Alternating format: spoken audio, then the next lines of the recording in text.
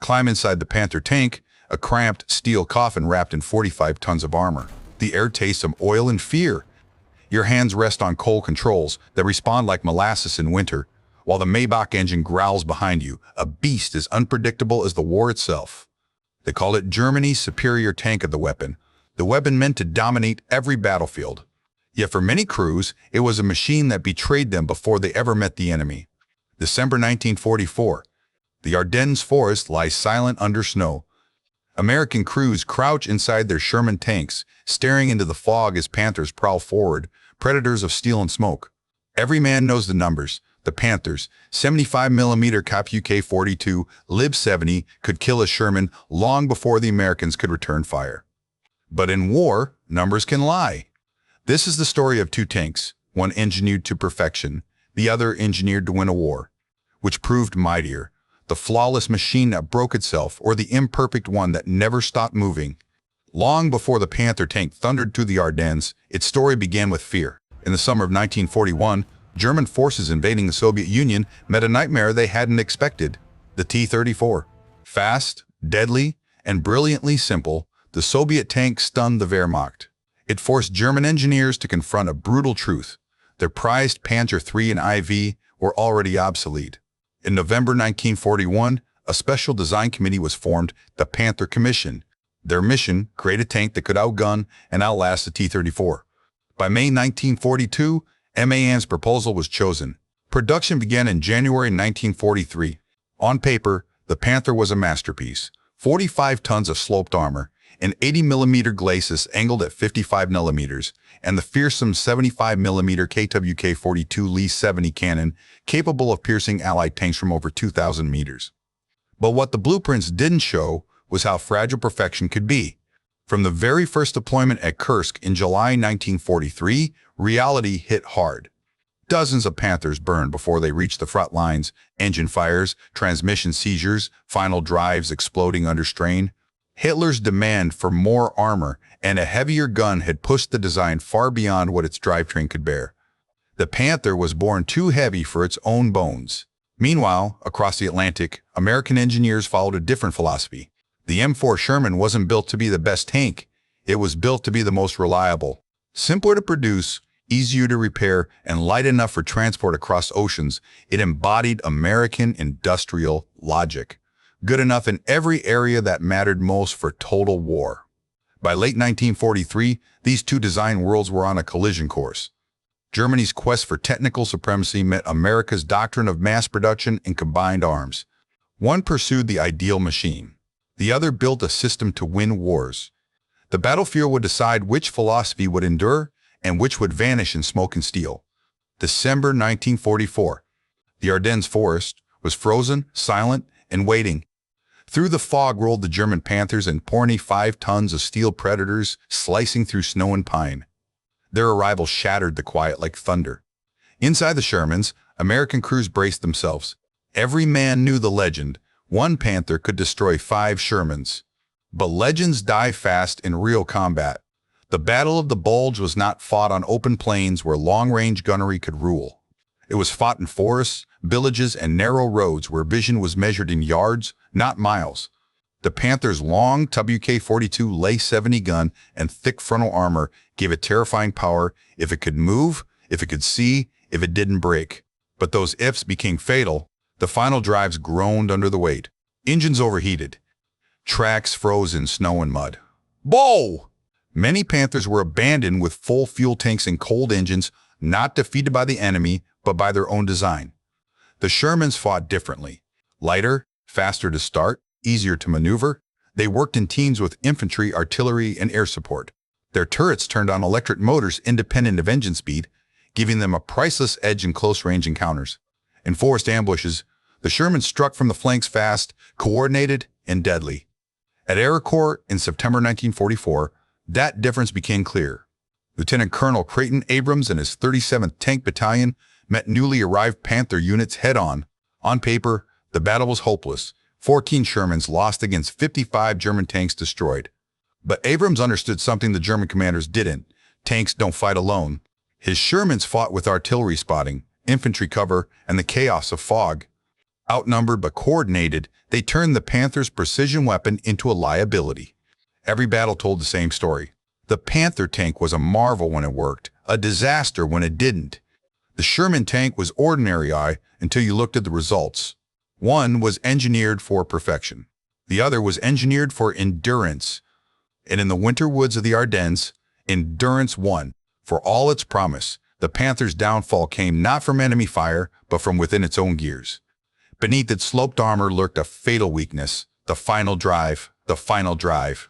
French engineers who studied captured Panthers after the war discovered that these crucial components lasted, on average, just 150 kilometers before failure.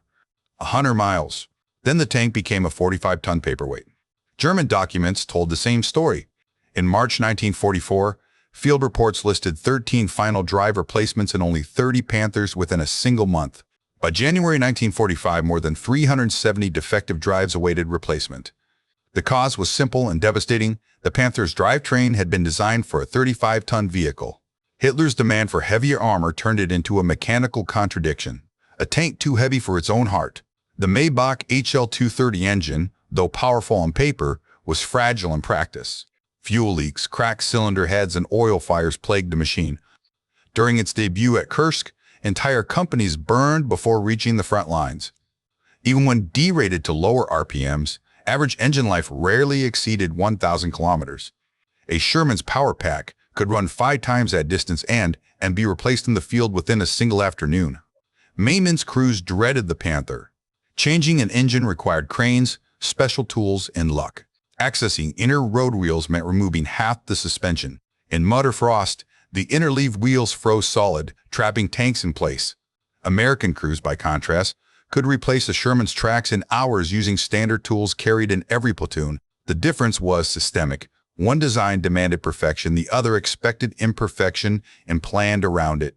By late 1944, the results were undeniable. Fewer than half of all Panthers reported to frontline units were operational at any given time. Spare parts were scarce. Fuel was scarcer. Abandoned Panthers lined the roads of France and Belgium, intact but useless, monuments to over-engineering. The Sherman's simplicity had become its secret weapon. Each destroyed tank could be replaced. Each damaged tank could be repaired. Every lesson learned was folded back into the system. Wet ammunition storage, improved armor, better crew safety. The Panther might have dominated the single duel, but the Sherman dominated the war of endurance. When the dust settled, it wasn't the tank with thicker armor that defined victory. It was the one that could keep moving. By early 1945, the debate had already reached the highest levels of command.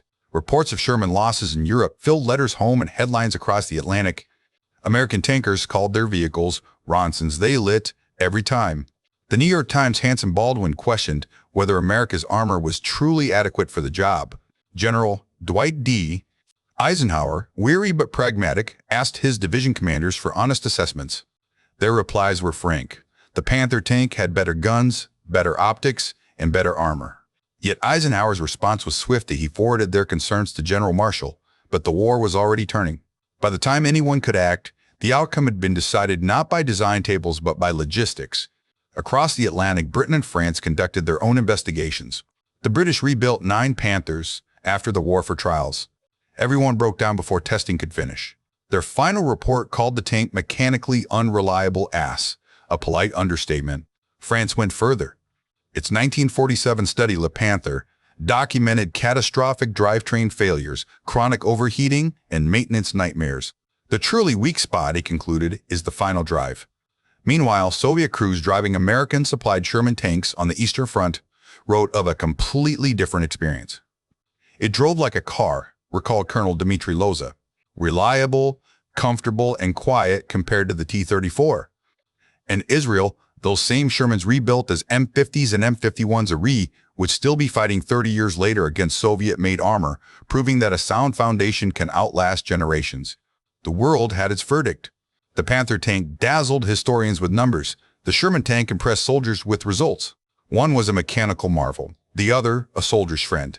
And in every post-war evaluation, reliability, yai, not firepower, nigh, not firepower, defined the line between glory and failure.